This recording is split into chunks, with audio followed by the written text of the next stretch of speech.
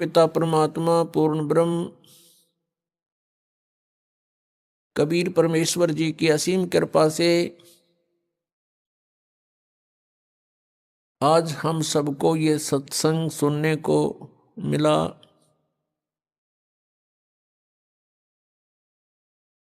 बहुत ही पुण्यकर्मी प्राणी को मनुष्य शरीर प्राप्त होता है। उससे भी पुण्यकर्मी प्राणी वो है जो सत्संग प्राप्त कर लेता है। पुण्यात्माओं, परमात्मा की आप विशेष प्रिय आत्मा हो जो सत्संग सुन रहे हैं। सत्संग में आने से हमें ज्ञान होता है कि हमारा जन्म हुआ किस लिए। हमारा जन्म हुआ तो मृत्यु क्यों हो रही है। हम सारा जीवन जिन भी वस्तुओं को कलेक्ट करने में लगा देते हैं, कोई मकान बनाया है, कहीं कोई कार खरीदी है, कितने कोई मोटरसाइकिल ली है और अन्य बहुत सा सामान हम इकट्ठा करते हैं और फिर हम तुरंत मर जाते हैं, मृत्यु हो जाती है। हम सारा जीवन यही सोचते रहते हैं कि ये घर मेरा है, ये परिवार मेरा है, ये पुत्र मेरा है या बेटी मेरी है, ये कार मेरी है या कोठी मेरी है। मृत्यु के तुरंत बाद इस शरीर का अंतिम संस्कार कर दिया जाता है और जीव का पता नहीं वो कहाँ चला जाता है। तो ये हमारा कहाँ था, ये हमारा कैसे हुआ। प्रत्येक प्राणी को ये ज्ञान है कि मृत्यु बहुत बुरी चीज है और सभी मृत्यु से डरते हैं और मृत्यु कंपलसरी। तो ये ऐसा क्यों हो रहा हमारे साथ कि हम मृत्यु से डरते हैं। अपने शरीर की रक्षा के लिए हम अपने प्रॉपर्टी को भी बेच करके ट्रीटमेंट पर लगाना उचित समझते हैं ताकि हमारा जीवन बना रहे। और सब कुछ करने के उपरांत भी एक दिन मृत्यु होनी ही होनी है। और ये मृत्यु हमें बिल्कुल खटकती है, कतई नहीं अच्छी लगती। इसका कारण क्या है। कभी माइंड पर थोड़ा बहुत हम विचार करने की सोचते, वजन डालते हैं तो कोई विकल्प नजर नहीं आता था, क्योंकि हम देखा करते थे कि जिनको हम भगवान मानते हैं वो भी मरे। श्री राम, श्री कृष्ण, और उनकी मृत्यु देखी जाए तो आम व्यक्ति से भी गलत ढंग से हुई। भगवान श्री रामचंद्र जी ने सरयू नदी में जल समाधि ली जीवित। भगवान श्री कृष्ण जी के पैर में विषाक्त तीर मार के उनका वध हुआ। तो अब हम सोचने पर विवश हो चुके कि ये ऐसा क्यों हो रहा है। पहले तो हम इतना वजन नहीं देते थे क्योंकि हम सोच लेते थे मृत्यु होगी, लेकिन अभी नहीं। कोई 20 वर्ष का है, कोई 30 वर्ष का है, वह सोचता भी थोड़ा मरना। मेरी तो 60, 70, 80, 90 वर्ष की उम्र बताते हैं। और जो 80, 90 तक पहुंच चुके हैं उनसे पूछकर देख लो, वो भी नहीं चाहते मृत्यु हो। कहते हैं अभी तो और 10-20 वर्ष है, 100 वर्ष तो जीते ही हैं। और कभी भी मृत्यु हो जाती है तो हमारा जो एस्टीमेट था वो गलत हो गया। तो हमारा एस्टीमेट एक जीव का एस्टीमेट है, अप्रोक्सीमेशन है। तो इसके लिए हमने परमेश्वर के द्वारा दिए गए उस ज्ञान पर चलना पड़ेगा, तभी हम सफल होंगे। अब हम मृत्यु को बिल्कुल पसंद नहीं करते, मृत्यु हो रही है।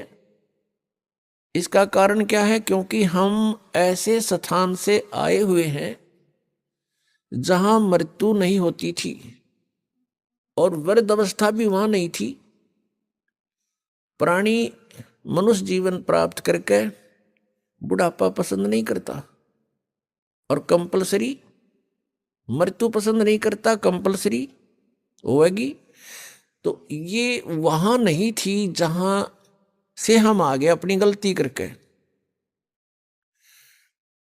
अब चाहे कोई 70-80 साल उसका हो गया है, वो भी नहीं सोचा मैं युवा दिखाई दूं, और किसी अच्छा कोई सेठ है या कोई राजनेता है, पैसे का ब्योंत है, तो विदेशों में जा करके, फॉरेन में जाके और पूरी अपनी स्किन वो कराते हैं चेहरे की, दोबारा उसकी बढ़िया मेकअप बनवा का सर्जरी करवा के, और युवा दिखाई दूं। कितने दिन हो गया सर्जरी कामयाब, और फिर कभी गोली से मारा जा, एक्सीडेंट दुर्घटना मर जाता है, और रहेगी मेकअप बड़ी बनाई। तो जो हमने इस मिट्टी से लाभ लेना था उसका हमने पता नहीं चला, इसको कैसे सदुपयोग करें। हम ऐसे लोक में रहते थे जहां वृद्धावस्था नहीं आती थी, सदा युवा रहते थे और मृत्यु नहीं होती थी। और जब तक हम उस स्थान पर नहीं जालेंगे तब तक ये रोग कटे नहीं, या समस्या समाधान हो नहीं सकता। उसके लिए जानकारियां सत्संग में बताई जाती है। क्या बताया जाता है? तू कौन कहां से आने फंदा, देखो आगे बेरानी क्यों जलता। तू कौन कहां से आने फंसा, यहां आगे बेरानी क्यों जलता। चल थीर करूं अवगत नगरी, जा चोर सुहंगम अजब ढूरता। क्या बताते हैं कि तू कहां से आके फंस गया और यहां बिरानी आग में जल रहा है। और परमात्मा कह रहे हैं कि चल तुझे वहां ले चलता हूं, उस लोक में चलो जहां जाने के बाद फिर कभी मृत्यु नहीं होगी। वो सत्यलोक है। सत्यलोक से हम सभी आए हुए हैं, और यहां हम कैसे आगे, हमसे कौन सी भूल बनी थी, ये भी परमात्मा ने ही आकर हमें याद दिलाई है। क्योंकि हम जो गलती वहां कर चुके थे हम उसको गलती नहीं मान रहे थे। जो हम सतलोक में गलती किया करते थे हमने उस गलती को गलती नहीं माना था। इसलिए हमें आज तक भी ये महसूस नहीं हुआ था कि हमने कौन सी गलती कर दी जो यहां दुर्गति हो रही है। तो ये जानकारी आपको सत्संग में बताई जाती है, दी जाती है। और ये ज्ञान जो आपको सुनाया जा रहा है ये परमेश्वर ने स्वयं आकर ही बताया है। पुण्यात्मा, ये अमर कथा जो आपको सुनाई जा रही है ये सत्यनारायण कथा है। और हमने जो कथाएं सुन रखी हैं वो सत्यनारायण कथा नहीं थी। सत्यनारायण का अर्थ होता है सत्यनारायण। सत्य माने अविनाशी,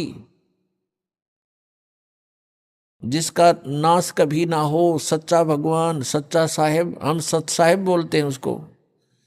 और पहले उसको सत्यनारायण कहा करते थे। सत्यनारायण। नारायण का क्या अर्थ होता है कि जल के ऊपर विराजमान होने वाला परमात्मा।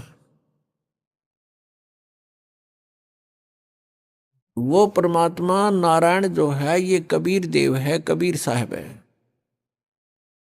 जो जल के ऊपर आके विराजमान होता है कमल के फूल पर। ये सत्यनारायण है, ये अविनाशी परमात्मा है। हम इसको सत साहब बोलते हैं, सत साहेब। जैसे साहब कहते हैं साहब, ये फलाना साहब, ये मंत्री साहब, प्रधानमंत्री साहब। तो हम उसको बोलने में थोड़ा साहिब बोल देते हैं, बोलने में सुथरा सा लगे साहिब। नहीं तो ये सत साहब कहो, सत साहब, सत साहब एक ही बात। तो सत्य साहेब यानी सत्यनारायण भगवान। सत्यनारायण, सत्य माने सच्चा, अविनाशी। तो हम जिनको सत्यनारायण मानकर उनकी कथा सुनते और सुनाते थे वो सत्यनारायण नहीं थे, वे अविनाशी नहीं थे। जैसे विष्णु जी, श्री ब्रह्मा जी, श्री शिव जी, ये नाशवान थे। तो हमने अभी तक न तो सत्यनारायण का ज्ञान था और न ही सतलोक का। गीता जी अध्याय नंबर 18 के श्लोक नंबर 62 में कहा कि अर्जुन तू सर्वभाव से उस परमेश्वर की शरण में जा, उसकी कृपा से ही तू परम शांति को और सनातन परम धाम को प्राप्त होगा। जब तक जन्म मृत्यु है जीव को शांति नहीं हो सकती, क्योंकि इस पृथ्वी पर आप किसी भी जीव को देख लो, किसी को भी चैन नहीं है। हम राजा लोगों को ये समझते थे ये बड़े सुखी हैं, इन जैसा दुखी धरती पर इंसान नहीं। ये सत्कर मान लेना। अब इनके बस की बात नहीं, ये राज ना करें क्योंकि इनके भाग में लिख रखा है, इसकी इनकी किस्मत है, पिछले पुण्य है। उन पुण्यों के प्रतिफल में उनको ये समस्या मिली हुई है। देखो, एक छोटे से परिवार का एक मुखिया होता है जिसमें 5-7 सदस्य होते हैं। उनकी व्यवस्था में वो कितना दुख रहता है।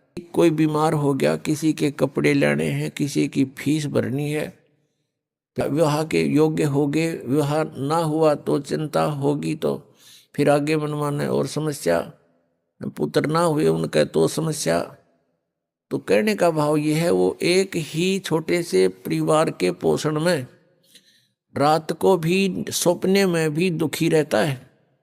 और राजा तो एक बहुत बड़े क्षेत्र का मुखिया बन जाता है, पिता बन जाता है। राजा प्रजा का पिता होता है और उसको कितनी चिंता रहती है, कहीं फ्लड आ गया है तो राजा को धक्का देसी होगी कि दुर्घटना होगी तो उसी को समस्या होती है। कहीं कुछ बनाना है, कहीं कोई अशांति फैल गई है, कोई एमएलए खिसकन की सोच रहा है तो नींद आवा नहीं।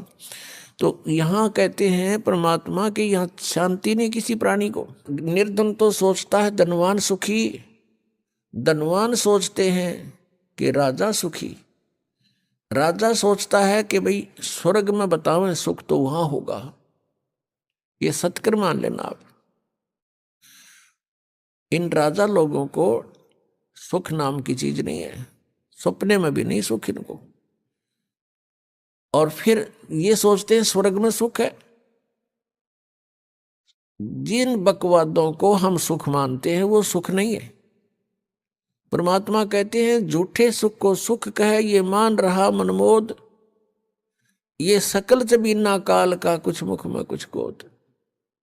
बेटा जाया खुशी हुई बहुत बजाए थाल, ये तो आना जाना लगा हुआ है जो कीड़ी का नाल। अब राजा सोचते हैं कि स्वर्ग में सुख होगा। अब स्वर्ग के देवता, उनकी दुर्गति, उनके इतिहास पढ़कर देखो पुराणों में। कभी असुर और देवताओं का और सुर असुरों का युद्ध हो गया, राक्षसों का। कभी देवता हार गए, कभी असुर हार गए। इंद्र जो स्वर्ग का राजा होता है गद्दी छोड़ भाग गया, असुरों ने कब्जा कर लिया स्वर्ग पर। वो कहीं जंगल में भूखा प्यासा भटक रहा है। और इंद्र सोचता है कि ब्रह्मा विष्णु महेश सुखी होंगे। ये 3 लोग के एक एक विभागीय मंत्री हैं। अब ये ब्रह्मा विष्णु महेश कितने सुखी हैं। श्री विष्णु जी के अवतार श्री कृष्ण जी, श्री रामचंद्र जी, श्री रामचंद्र के रूप में राजा दशरथ के घर जन्म जब श्री विष्णु जी का हुआ,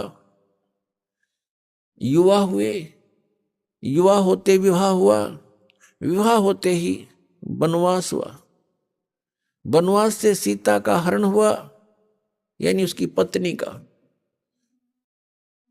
रावण उठा ले गया। और फिर रावण के साथ युद्ध हुआ, पुण्यात्माओं करोड़ों व्यक्ति मारे गए वहां पर। तब सीता की वापसी हुई। वापसी आने पर बड़ी खुशी बनाई, नगरी में दीप जलाए गए घी के। सीता के वापस, श्री राम के वापस आने पर, सीता लौटा लाने पर।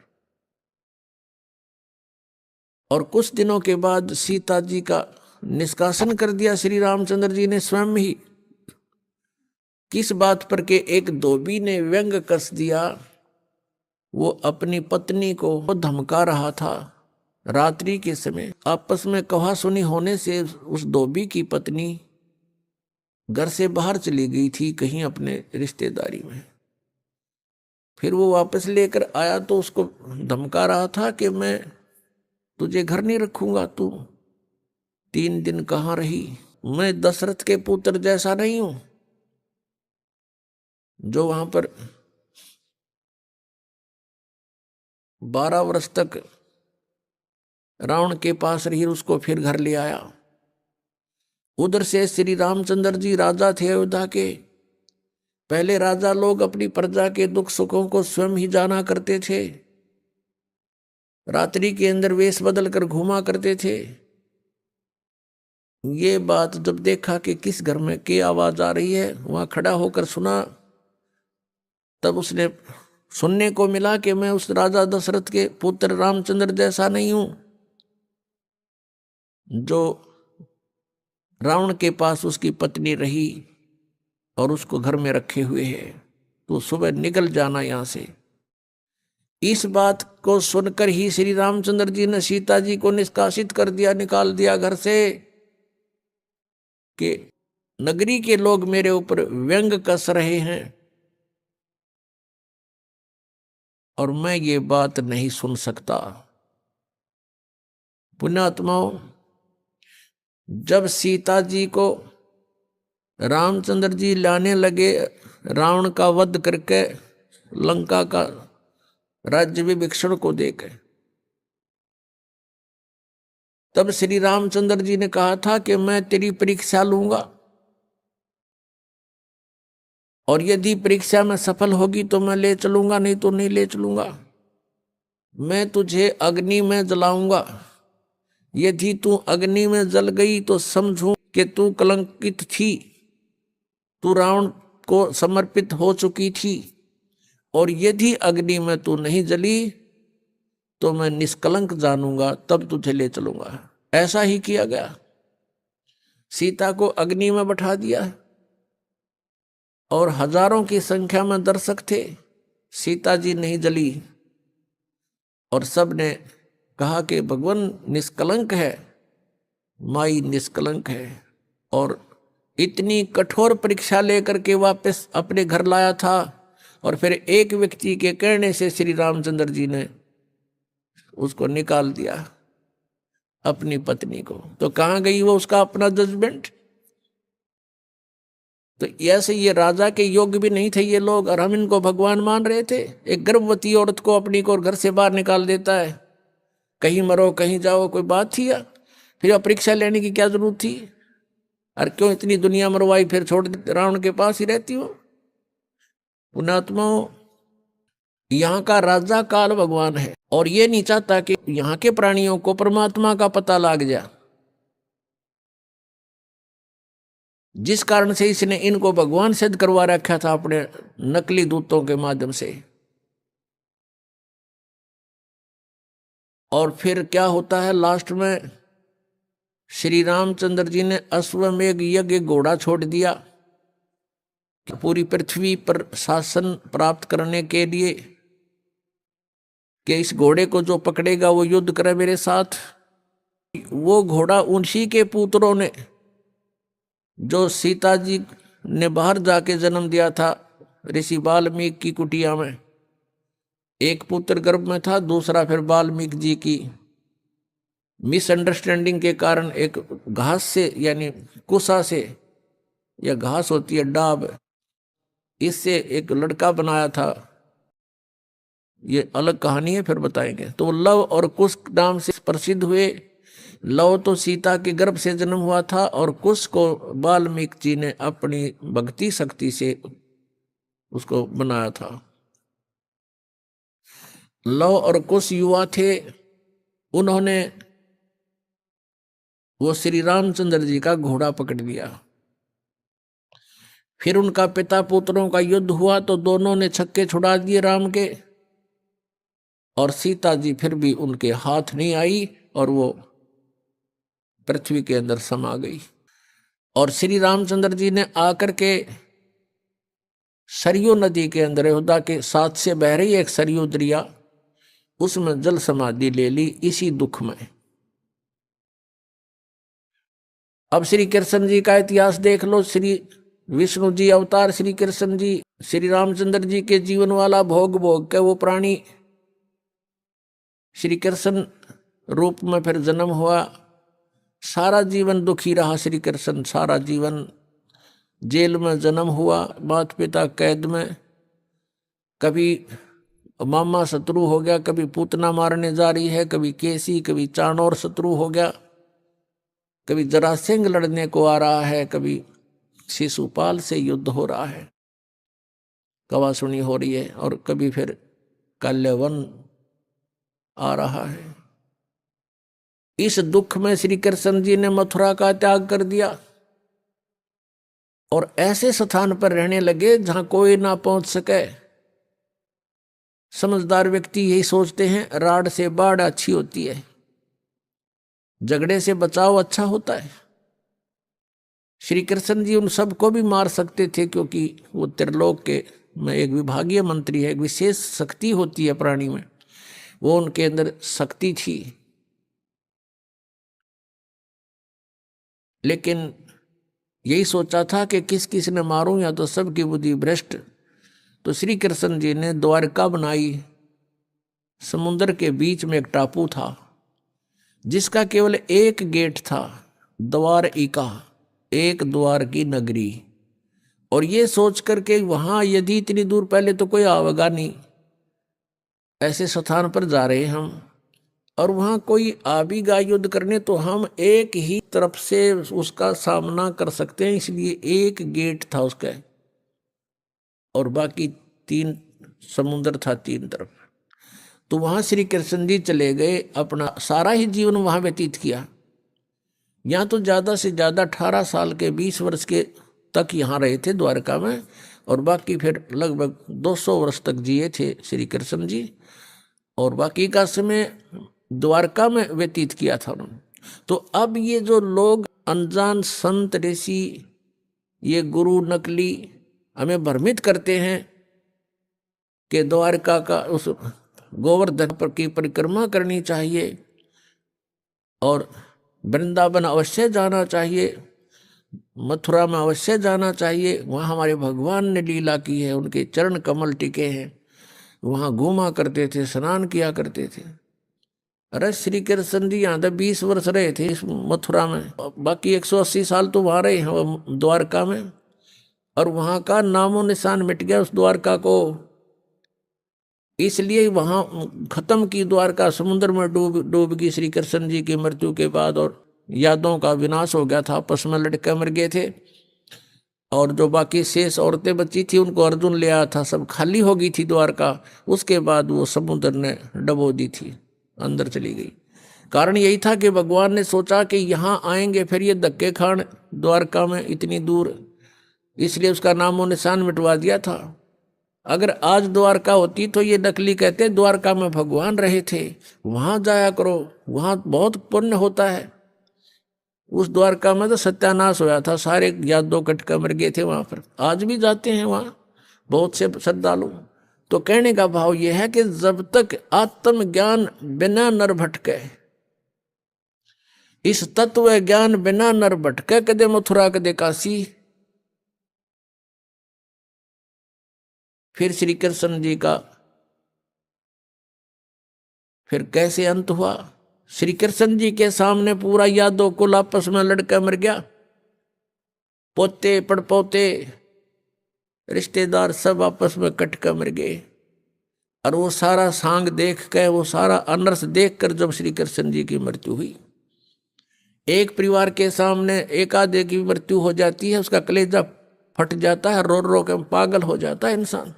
तो पुण्यात्माओं, आज तक हमें सत्यनारायण कथा नहीं मिली थी, और ये सत्य कथा है। सत्यनारायण का अर्थ है सच्चा भगवान, और सच्चे भगवान की सच्ची कहानी, सच्ची कथाएं। तो प्रसंग चल रहा है कि परमात्मा ने बताया कि तुम जब तक जन्म और मृत्यु के अंदर हो, सुख नहीं हो सकता, शांति नहीं हो सकती। अब इंद्र सोचता है ब्रह्मा विष्णु महेश सुखी होंगे। अब इन ब्रह्मा विष्णु महेश की आप देख रहे हो, श्री राम की, श्री विष्णु जी की, श्री कृष्ण जी की कैसे दुर्गति हुई। श्री कृष्ण यानी ब्रह्मा विष्णु महेश सोचते हैं कि परमात्मा कोई और है, हम सुखी नहीं हैं। अब प्रसंग चल रहा है कि सत्यनारायण कथा जो है, सत्यनारायण का अर्थ है अविनाशी परमात्मा। ब्रह्मा विष्णु महेश ये सत्यनारायण नहीं है। श्री विष्णु जी को हम सत्यनारायण जानकर किसकी कथा सुना और सुनाया करते थे, सुनते और सुनाते थे। आपको दिखाते हैं कि श्री ब्रह्मा जी, श्री विष्णु जी, श्री शिव जी ये सत्यनारायण नहीं थे, अविनाशी भगवान नहीं थे, ये नाशवान थे, इनकी जन्म मृत्यु होती थी। एक झलक दिखाएंगे आपको, समझदार को संकेत बहुत होता है। देखिएगा श्रीमद् देवी भागवत, श्रीमद् देवी भागवत गीता प्रेस गोरखपुर से प्रकाशित है ये। इसके संपादक हैं हनुमान प्रसाद पोदार, चिमन लाल गोस्वामी। ये कहाँ से मुद्रित है? प्रकाशक एवं मुद्रक हैं गीता प्रेस गोरखपुर, गोविंद भवन कार्यालय कोलकाता का संस्थान। इसका एक थोड़ी सी झलक दिखाते हैं। 123 पृष्ठ, तीसरा स्कंध, 123 पृष्ठ है ये, तीसरा स्कंध। भगवान विष्णु, श्री विष्णु जी अपनी माता दुर्गा की स्तुति करते हुए बता रहे हैं, तुम शुद्ध स्वरूपा हो, ये सारा संसार तुम इसे उद्भासित हो रहा है। मैं ब्रह्मा और शंकर हम सभी तुम्हारी कृपा से विद्यमान हैं।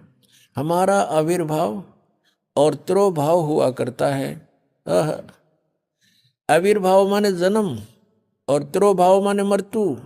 हमारा तो जन्म और मृत्यु हुआ करता है।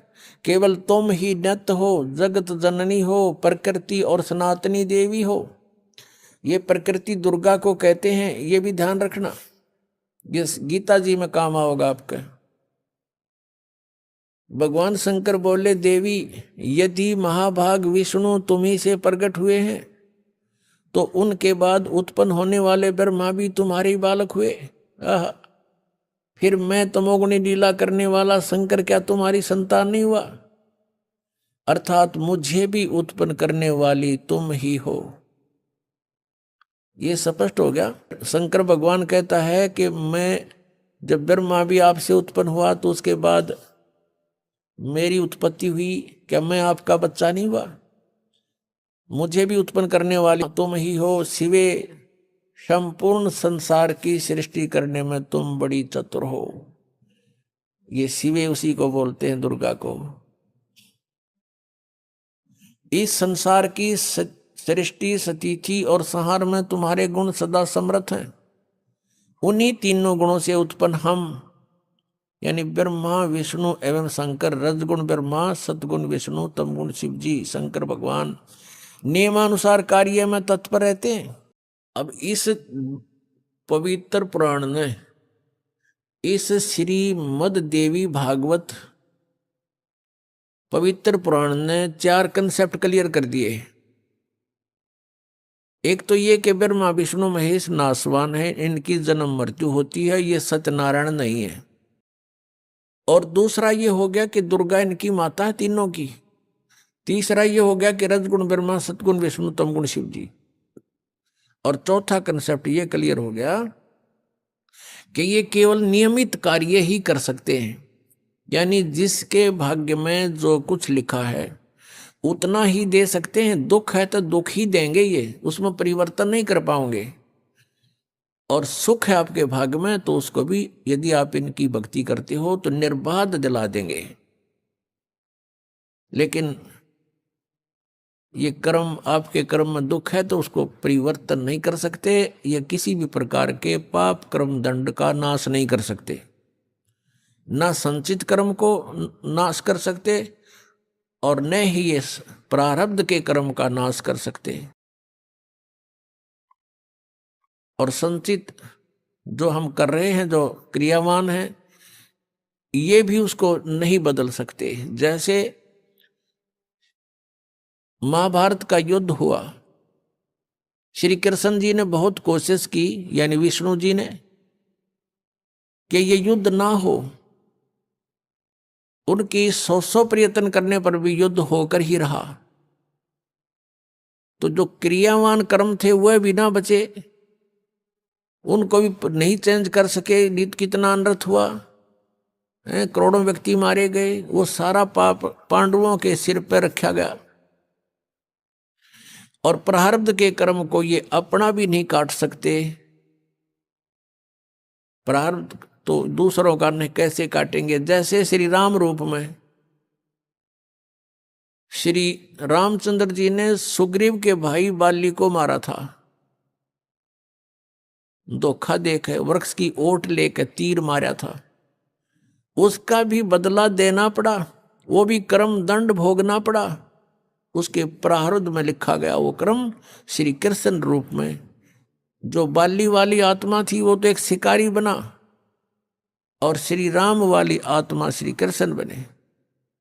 और श्री कृष्ण जी का वध विषाक्त तीर, यानी जहर से बुझे हुए तीर मार कर उस एक शिकारी ने उनका वध किया। तो उनका अपना भी कर्म भोगना पड़ा उन भगवानों को, जिनकी हम गुण गाया करते थे, जिनको सर्वशक्तिमान बताया करते थे। तो वो भी सर्वशक्तिमान नहीं पाए, ये अविनाशी भी नहीं पाए, क्योंकि इनकी जन्म मृत्यु होती है। इनके पिता कौन है? इनके पिता काल रूपी ब्रह्म है। पुण्यात्माओं, सत्संग के अंदर परमात्मा की याद दिलाई जाती है, आत्मा और परमात्मा की सतिथि बताई जाती है, कौन से कर्म अच्छे हैं कौन से बुरे हैं ये याद दिलाई जाती है। और आपको जो मिशन से जुड़ता है, जो भगवान चाहता है, उसको स्ट्रिक्टली कहा जाता है कि ये पाप नहीं करोगे, ऐसा नहीं करोगे तो तुम सफल होगे, सच्चाई है ये। तो फिर वो आपके क्रियावान कर्म भी बदलवा दिए जाते हैं। जैसे कोई शराब पीता है, कोई चोरी करता है, कोई मिलावट करता है, कोई जारी करता है, कोई और बकवाद करता है, वो सब छुटवाई जाती है। वो क्रियावान कर्मों को भी चेंज कर दिया जाता है। प्रारब्ध के अंदर आपकी किस्मत में कोई जबरदस्त दुख है, उसको भी परमात्मा हल्का करके नाश कर देते हैं। परमेश्वर शरण में आने से आई टले बला, और जय मस्तिष्क में जय भाग्य में सूली होवा काटे में टल जा। यदि आपके भाग्य में कहीं मृत्यु दंड लिखा हो, कहते कांटा लाग के, मनमाने ठोकर लाग के, अंगूठा फूट के जीवन बच जा। इतना हल्का करके परमात्मा, वो कबीर परमेश्वर, आपके प्रारब्ध में लिखे हुए पाप कर्म का विनाश कर देते हैं। और संचित जो कर्म आपके वहां रखे हैं डिपॉजिट, उसका भी नाश कर देते हैं। क्या बताते हैं परमेश्वर अपनी महिमा? आप ही बतावें आकर के। जब ही सतनाम हृदय धरो, भयो पाप को नाश, जैसे चिंगारी अग्नि की भाई पड़े पुराने घास। हमारे संचित कर्मों का ढेर लगा पड़ा है। हम आप जी को अब मिली है सत साधना, जो सच्ची साधना करनी चाहिए थी। इस सत साधना को ना करके हम जितने भी क्रियाएं करते थे वो शास्त्र विधि को त्याग कर मनमाना आचरण था, वो भगवान के विधान के विपरीत था। श्रीमद् भगवत गीता अध्याय नंबर 16 के श्लोक नंबर 23 में लिखा कि अर्जुन, शास्त्र विधि को त्याग कर जो मनमाना आचरण करते हैं, अर्थात मनमानी पूजाएं करते हैं, शास्त्र जो शास्त्र अनुकूल नहीं है, तो उनकी न तो गति होती है और न ही उनको कोई सुख होता है और न ही उनको कोई सिद्धि प्राप्त होती है, अर्थात यूजलेस। और इन तीन कामों के लिए ही हम भगवान की भक्ति करते हैं। और वही उन साधनाओं से कोई लाभ नहीं होता जो शास्त्र विधि को त्याग कर मनमाना आचरण करते हैं। तो तो उन क्रियाओं से हमें पुण्य बना नहीं, भक्ति धन जुड़ा नहीं, और जो साधना हम करते थे शास्त्र विधि को त्याग कर, उससे पुण्य के स्थान पर पाप बनते रहे। हम जिस लोक में रह रहे हैं ये काल का लोक है, यहां सुख नहीं, यहां तो सारा निर्दयी कार्य है इस भगवान का, क्योंकि जिसका नाम काल है, जो है ही कसाई, तो वहां सुख कैसे हो सकता प्राणी को। अब इसने ये खुद कहता, गीता जी अध्याय नंबर 11 के श्लोक नंबर 32 में श्रीमद् भगवत गीता में, कि अर्जुन मैं काल हूं और सबको नष्ट करने के लिए प्रवृत्त हुआ हूं। अर्जुन 11वें अध्याय के 21वें श्लोक में कह रहा है कि हे भगवान, आप तो देवताओं को भी खा रहे हो, आप तो ऋषियों के भी खा रहे हो, और इस ऋषियों का समुदाय आपके आगे हाथ जोड़ रहा है, मंगल हो मंगल हो, बख्श दो बख्श दो, आप तो इनको भी खा रहे हो। ये कहता मैं तो काल हूं भाई, मैं ना छोड़ दूं किसी ने, और तू ना युद्ध करेगा तो भी मारूंगा इनको, ये तो मार रखे मैंने। तो पुण्यात्मा जो खुद न्यों का मैं काल हूं और उसको हम भगवान मान रहे, हम तो सांप पूज रहे थे, सर्प। अब श्री कृष्ण काल नहीं थे। श्री कृष्ण जी ने इस गीता के ज्ञान से पहले अपने आप को कभी काल नहीं कहा, और उसके बाद कभी अपने आप को काल नहीं कहा। ये तो काल जो है ये 21 ब्रह्मांड का स्वामी है, और ब्रह्मा विष्णु महेश का ये पिता है। ब्रह्मा विष्णु महेश जी की दुर्गा माता है, और ये इसको श्राप लगा हुआ ब्रह्म को, इस काल काल कहो चाहे ब्रह्म कहो, ये काल रूपी ब्रह्म भी कहलाता है। तो उस श्रापवश इसने 1 लाख मानव शरीरधारी प्राणी नित आहार करना पड़ता है, और उसके लिए हमें यहां रोक रखा है इसने। अब जैसे कसाई बकरे पालता है, उन बकरों को सुविधाएं तो देता है वो, जैसे एक चारों तरफ से उनको बाड़ बना दी, कोई हिंसक पक्षी पशु और ना खा जाए उनको, और चरागाह बनवा दिया उनके लिए, घास फूस बोझड़े झाड़ उड़ खूब उत्पन्न हो गए। एक तालाब बनवा दिया, एक शेड डलवा दिया घास फूस का, यानी झोंपड़ी, सर्दी लगे तो उसमें आ जाएं, वर्षा आवे तो उसके नीचे खड़े हो जाएं, और चारा खूब बढ़िया उनके लिए उपस्थित होता है। अब वो बकरे ये सोचते हैं कि हमारा जो मालिक है कितना अच्छा है, कैसी सुविधाएं हमें दे रखी हैं, घास दे रखा है खाने को, चरागाह दे रखे हैं, और तालाब बनवा रखा है। अब उन बकरों की इतनी ही बुद्धि काम करती है, लेकिन वो उस समय को भूल जाते हैं जब आता है कहीं से उसको ऑर्डर 20 बकरों का, 10 बकरों का, बकरियों का, तो वो क्या करता है, जाकर के उनसे लेकर डंडा और छांट लेता मोटे मोटे। अब उसमें किसी का बेटा मरो, चाहे किसी की बेटी कटो, चाहे माँ कटो, चाहे बाप मरो, वो ना देखता है किसका बेटा किसकी माँ है, इसकी माँ का क्या हाल होगा, रोएगी, इसका बच्चे रोएंगे, तो वो तो उनको निकाल लाता है, वह नहीं सोचता, उसके मन में भी ना आती है बातें, उसने तो छांटने मोटे मोटे, और जाके कड़च करवा देता, कटवा देता है। तो यही हालत आप जी की हमारी यहां पर हो रही है।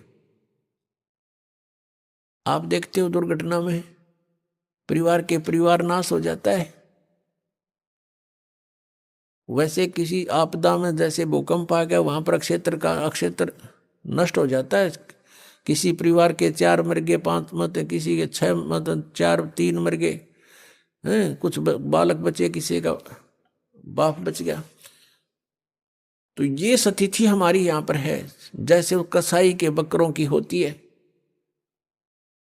और हम ये सोचते हैं देखो कितना अच्छा भगवान है, कितनी अच्छी पृथ्वी दे रखी है, इस पर भिन्न भिन्न प्रकार के फल फ्रूट हैं, काजू किस्म सेब संतरे, कभी झरने बह रहे हैं, बढ़िया दरिया बह रही हैं, नीचे जल है, बहुत अच्छा वातावरण है, हैं, और हम संतान उत्पत्ति करते हैं और खाता वो है। लेकिन हम सोच नहीं पाए कि ये हो क्या रहा है, ये क्या हो रहा हमारे साथ, क्योंकि हमारी बुद्धि इतनी कमजोर बना दिया इसने, और ऐसा शरीर में हमें फिट कर दिया कि हम ज्यादा सोच नहीं सकते। इसमें कभी कुछ हो रहा है, कभी कोई बीमारी या टेंशन, 100 प्रकार की समस्या इसके अंदर। तो ये ज्ञान भगवान ने आके बताया कि तुम यहां इस काल के लोक में रह रहे हो और यहां तुम सुख खोज रहे हो। तो जो प्रसंग चल रहा है कि ये पाप कर्म का नाश नहीं कर सकते और ये खुद भी दंड भोगते हैं। ब्रह्मा विष्णु महेश के पिता हैं ये काल भगवान, और जो शास्त्र विधि को त्याग कर मनमाना आचरण करते हैं। तो हम ऐसे लोक में रह रहे हैं कि उस शास्त्र अनुकूल साधना करेंगे तो कुछ पुण्य तो हो जाएंगे,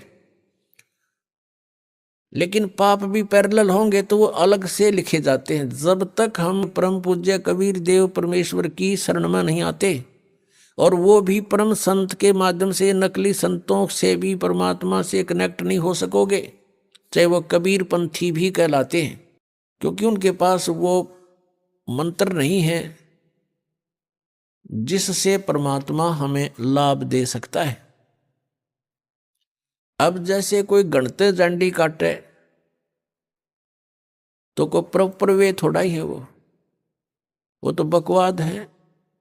जांडी काटनी है तो तिखा कुआड़ा चाहिए, कट्टा कट कर दे 1 घंटे में साफ, और उस गणका लगा रहो चाहे 10 दिन तक कंडे मोर हो ले।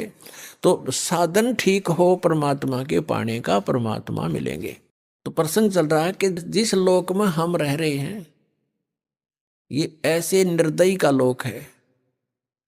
आप यहाँ अपने पेट के लिए जा रहे हो, जाना पड़ता है, रास्ते में कीड़ी मकोड़ी ना जाने कितने जीव जंतु आपके पैरों के नीचे कुचले जाते हैं, और ये पता भी होता है, और फिर भी नहीं बचा जा सकता हमसे। परमात्मा कहते हैं पृथ्वी ऊपर पग जो धारे, और करोड़ जीव एक दिन में मारे। अब कहने का भाव ये है कि जो हम साधना करते थे शास्त्र विधि को त्याग कर, उनसे पुण्य तो कोई बना नहीं था, क्योंकि वो शास्त्र विरुद्ध होगी, और पाप अपने आप बने थे। जैसे 1 एकड़ जमीन है, यानी कोई 2-4 एकड़ जमीन है, यदि उस जमीन से हम कुछ लाभ लेना चाहते हैं, जैसे कणक उगाना चाहते हैं, गेहूं चना बाजरा ज्वार कोई भी फसल हम बनाना चाहते हैं, तो उसके लिए हमने एक विशेष प्रयत्न करना पड़ेगा। वो घास पहले वाला काटना पड़ेगा, उसमें कोई झाड़ बोझड़े उग गए हैं वो काट काट के बाहर करने पड़ेंगे, और फिर हल से ट्रैक्टर से यानी परिश्रम करना पड़ेगा और पैसे लगाने पड़ेंगे।